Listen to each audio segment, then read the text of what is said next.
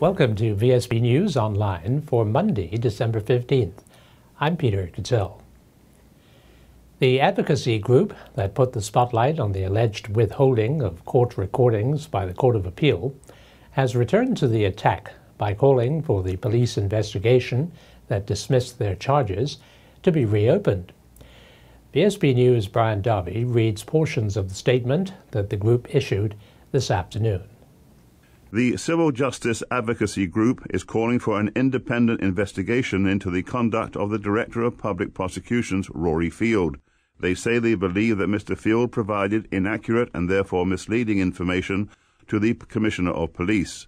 This caused the investigation into the behavior of Court of Appeal President Edward Zacher and Registrar Charlie Scott with respect to the withholding and/or destruction of court recordings to be derailed.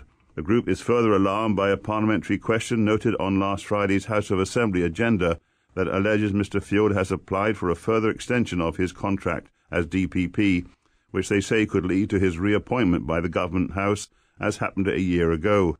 The CJAG's position is that the office of the DPP has been compromised. They say they will be providing a full report with the new evidence to the Commissioner of Police with a view to having the investigation reopened, but will be seeking assurances that Mr. Field will be recused from further involvement in the investigation. The very nature of this complaint, they say, demonstrates that it is deserving of the appointment of a special prosecutor to address these claims. Brian Darby reporting for VSB News. The American contract worker who admitted to setting off fireworks at his St. George's home and causing fears of gunshots was fined $1,000 in Magistrates Court this morning.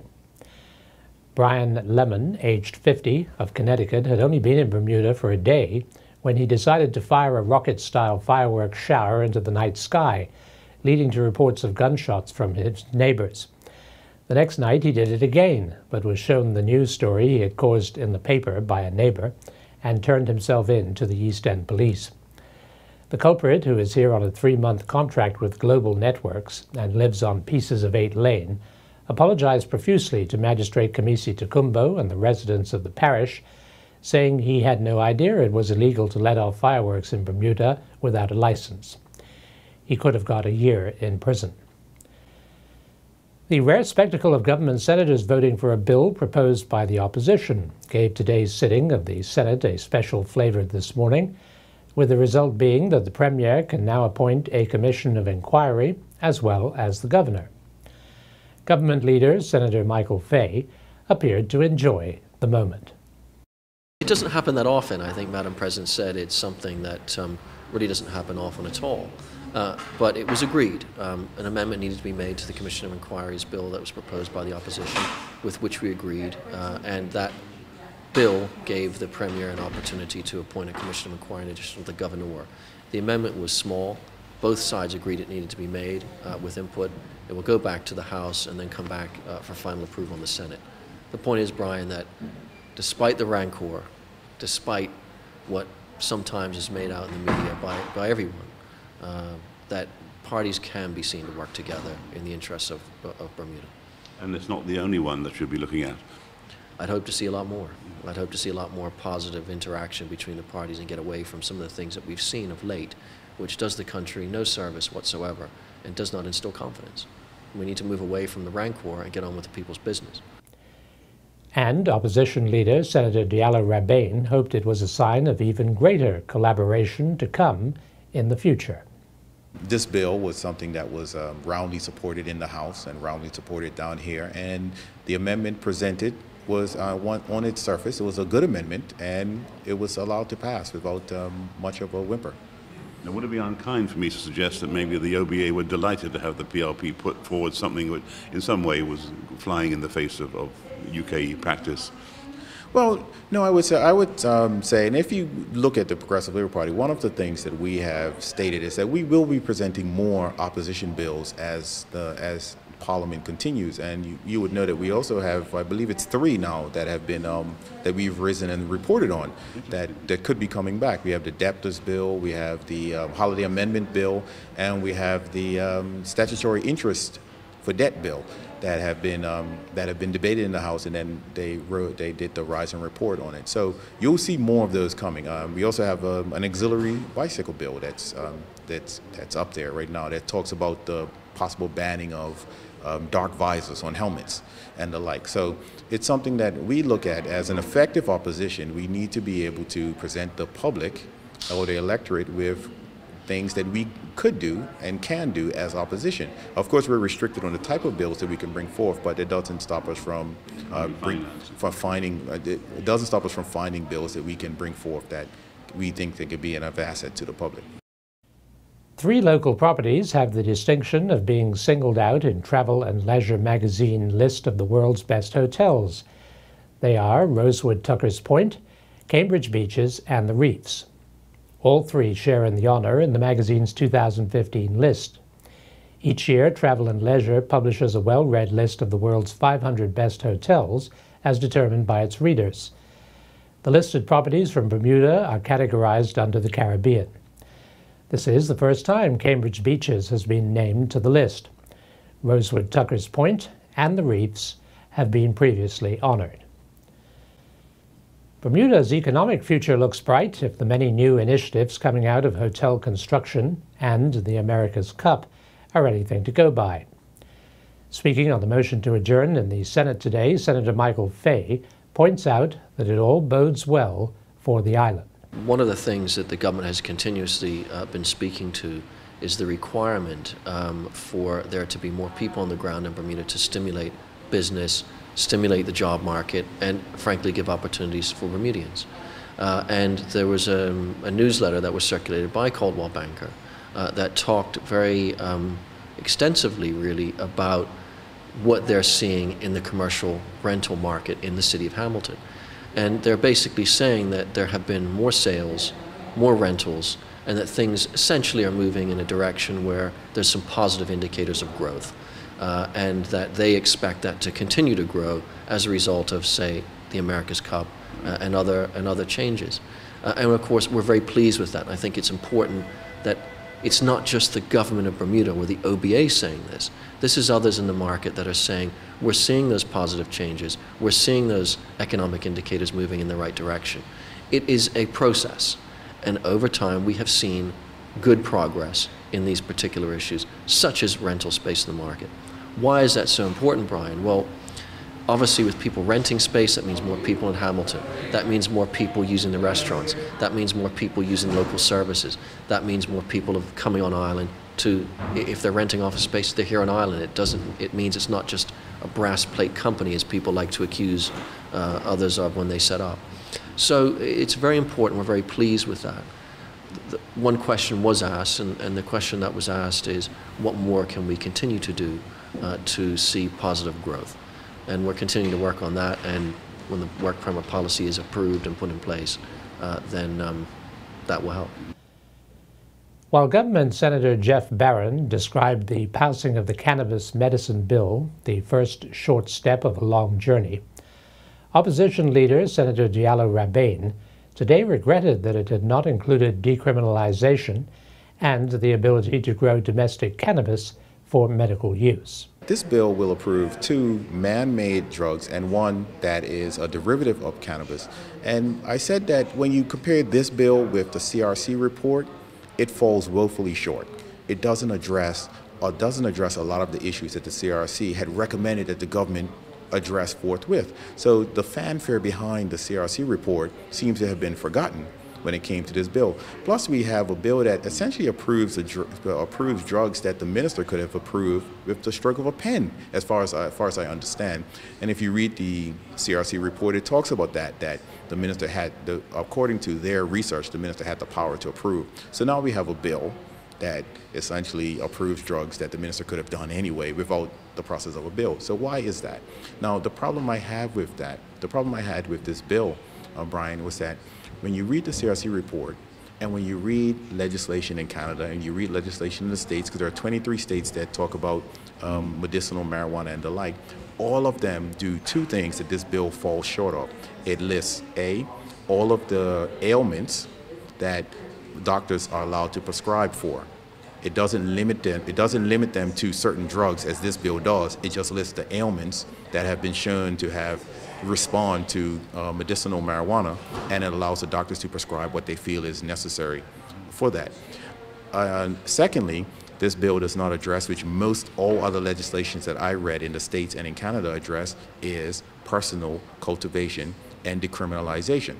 There are those who say that this legislation doesn't go far enough. You know, frankly, 2 points on that. One, there are very few people in Bermuda who are suggesting that this is the item du jour. We have to have this. With all these things going on in Bermuda, my door is not being kicked down by people who want to grow marijuana plants in their backyard. Simply not the case. So it will certainly not go far enough for some people, but for the island, when you're looking at who we've collaborated with to get here in such a short time. Again, we made this a throne speech initiative from November 2013, and here we are. So that's the situation we find ourselves in. We've just looked at our drug laws. We've reformed them to include 3 items to add to the pharmaceuticals list. And again, through consultation with the chief medical officer. This is something that's regulated, and that's important because, you know, we're seeing in areas across the United States and the United Kingdom where they have just opened the market up. There have been a significant amount of unintended consequences, particularly with the edible or ingestible market, where that frankly has been marketed towards younger people and kids, dare I say. So they've seen an uptick in unintended consequences. We need to take a measured approach. We've listened to the reform, the collaborative that the minister and the premier had teed up. And we've said we agree that there is a population of our community who may be suffering some various symptoms, and if this is going to help them out, then we do have an obligation to do that. An unusual number of pieces of legislation have been submitted to Parliament this session by the opposition PLP, and where possible, the government has considered their merits and offered their support where necessary. But, as Premier Michael Dunkley points out, it would help if the legislation was disclosed ahead of time so that sloppy drafting can be corrected. Collaboration has a great deal of appeal, but I think we need to understand that there'll be certain things we can collaborate on and some that the opposition won't. If you take a look at recently in the Commission of Inquiry bill proposed by opposition member Walter Brown, we collaborated on that. He rose to report progress, and we worked through some amendments to make it possible. We're willing to do it as much as we can, but I think it has to go both ways. I think the opposition need to understand that as a government we have an agenda, and we're willing to share information with them as much as we can. And as the opposition, if they want to bring bills forward, if they want them to be tabled in an appropriate fashion for debate, it'd be nice to give us some heads up, because clearly with some of the challenges we've had with past legislation they've tabled. Think of it, Brian. Last week there were 3 pieces of legislation that we debated that the opposition put on the table, and all of them had to be stopped to rise and report progress because of poor drafting on their behalf. As a government, we have to wonder, why would we allow them to table those if they don't show them to us first, so we can work through some of these challenges and make sure they're drafted in an appropriate way. But the collaboration that has occurred has pleased at least one politician. Opposition leader Mark Bean, heard here giving his final words before the House adjourned until February 2015. Even in the midst of all the darkness and contention that goes across the aisle, I reflected on what actually good came out of today's session. And what really stood out was the bipartisan, of course, our support of carrying over the Insurance Amendment Act. And to me, that was a light, a little glimmer within darkness. And the reason why is because it's something that actually preserves the sacred heritage of many a generation, many a people in this country. And so for that, I extend and express my gratitude that the government did not push or ram it or have their view. And in saying that, Mr. Speaker, it is Christmas, so I think it's fitting, before I take my seat, and the Premier, I'm sure, gives similar words, that I wish on behalf of the opposition, all of us, to have a very safe, prosperous, and wonderful Christmas, The America's Cup is now resting comfortably in an undisclosed location in San Francisco. During its short stay in Bermuda, only one Bermudian had the distinction of touching the cup, affectionately known as the Old Mug. That distinction fell to Government Protocol Officer Carlos Durham, who was even required to buff it with a special cloth from Tiffany's. He tells VSB's Charles Webb how he felt about handling the treasured trophy. It was an honor for me to carry the cup, a little heavy. I was told by the America's Cup team, how to carry the cup. Just keep it away from me, don't hold it against my chest. And it was good. So what about these museum quality gloves? I mean, what was that all about? Well, I'm not too sure. I don't know too much about that, Charles. All I know is that I was just told to make sure I had ceremonial gloves. And I told them that I do have a pair of ceremonial gloves because the cup had to be carried with gloves, and which I did. This was all to keep your fingerprints off? I'm assuming that there and to keep it nice and shiny. Now, you spent the night with the club. That's unusual, isn't it? Yeah, very unusual. I had to stay there for 2 nights with the cup.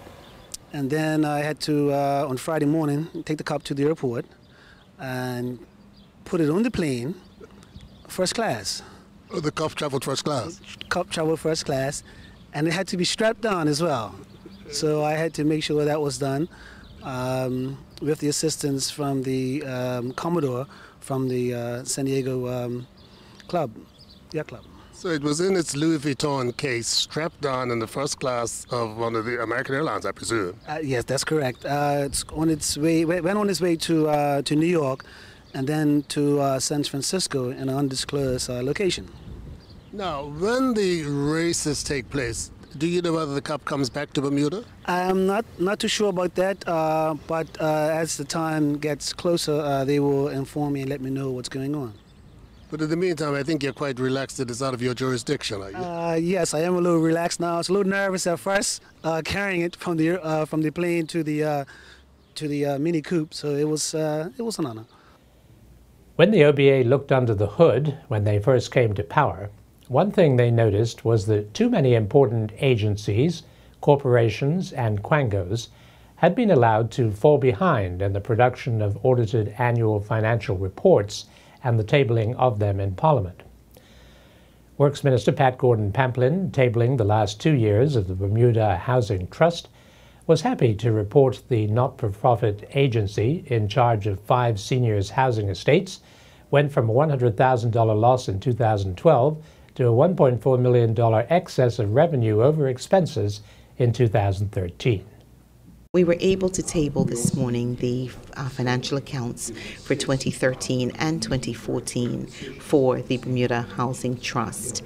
I think that the important point to raise is that these accounts were 2 years behind when the present board took over, so they are tremendously proud of their accomplishment by being able to get the accounts up to date. Now, interestingly, the Housing Trust Act does not require for the audited financials to be tabled in the House of Assembly. I am going to make amendments to that act in order to enable a requirement for any organization that is audited by the Auditor General, I believe, ought to have their accounts tabled in the House of Assembly for the information of the public. So that will be an amendment that will come next year.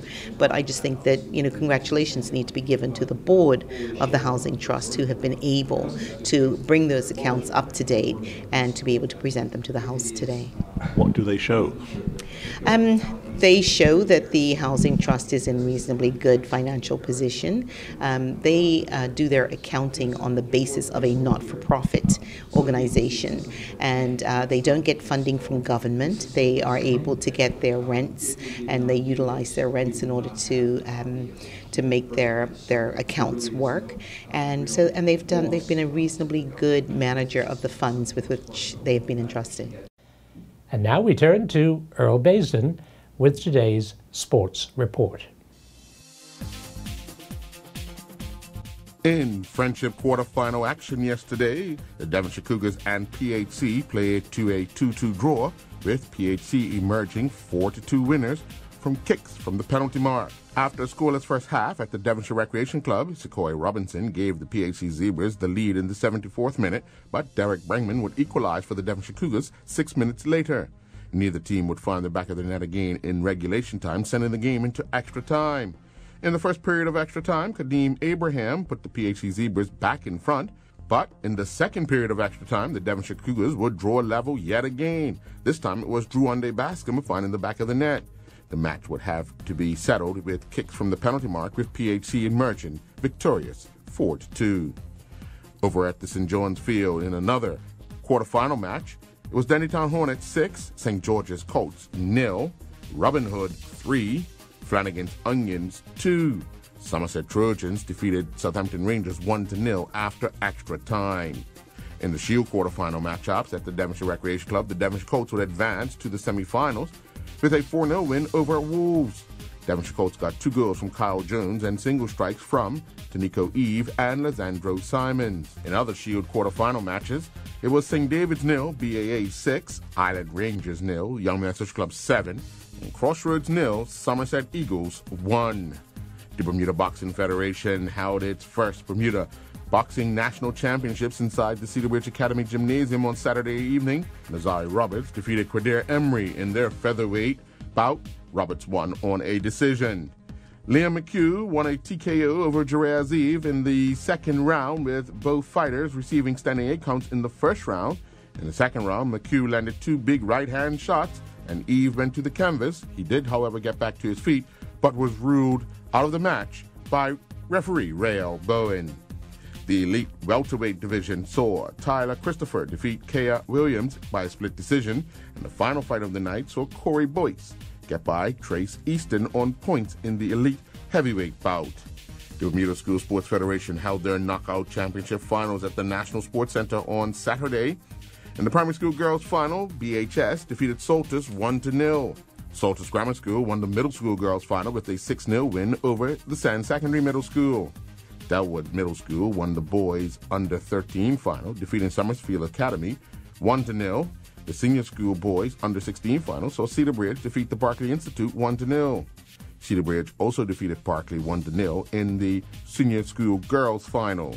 The primary school boys final saw Summersfield Academy defeat Paget Primary 4-2, while the middle school boys over 13 final pitted T.N. Tatum against Salters Grammar, with T.N. Tatum coming out on top 4-0. The senior school boys over 16 final saw the Barclay Institute get by Salters Grammar 5-0. The 2-day Bermuda Equestrian Federation Welcome Home Horse Show concluded at the National Equestrian Center on Visa Street yesterday. In the team event, competing in the height fences of 2 feet 3 inches to 2 feet 6 inches, Lucas Britters and You'll Be Amazed finished first with a clear round time of 48.95. Lily Barboza and Army Boy finished second with a time of 52.01, and they had 4 penalty full points. Candice Martins riding Happy Feet finished third with a time of 53.58, and they also had 4 penalty full points. Carista Rebane and Helsinki won the 3 feet 3 inches fences challenge, clocking a clear round time of 50.19. All in One, ridden by Michael Rodriguez, finished second with a clear round time of 58.41.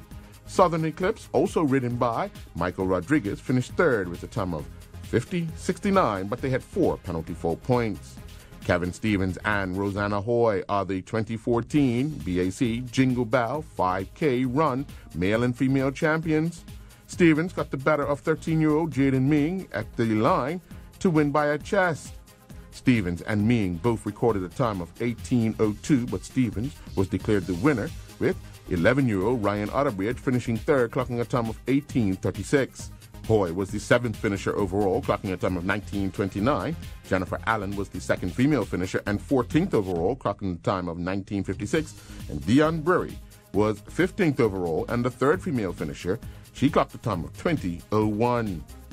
The 2014-15 Flying Colors mountain bike race season continued with racing at the Maritime Museum that included casemates. Some 106 riders took to the course.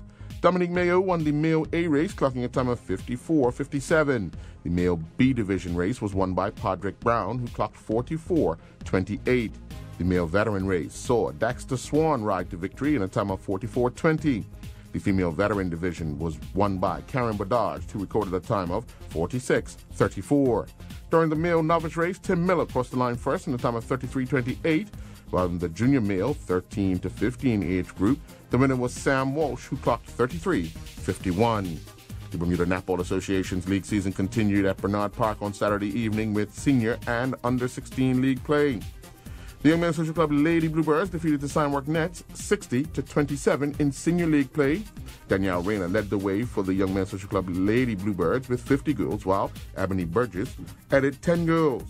Stevante McCallan scored 9 goals for the Signwork Nets, while Amali Smith added 8 goals and Kamal Evans scored 3 times. The Young Men's Social Club Blazing Bluebirds defeated the WWC Pink Panthers 48-22, while the Data Tech Fatties edged Young Men's Social Club Bluebirds 2 29-28. In under-16 play, the North Village Lady Rams and the Signwork Nets Whites team finished 17-17. The Young Men's Social Club Bluebirds Juniors defeated the Data Tech Nets Greens 25-14.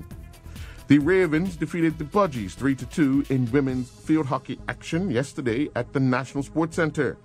Jasmine Patterson scored twice for the Budgies, while Megan Troke scored twice for the Ravens, and Jessica Hollis scored the winner.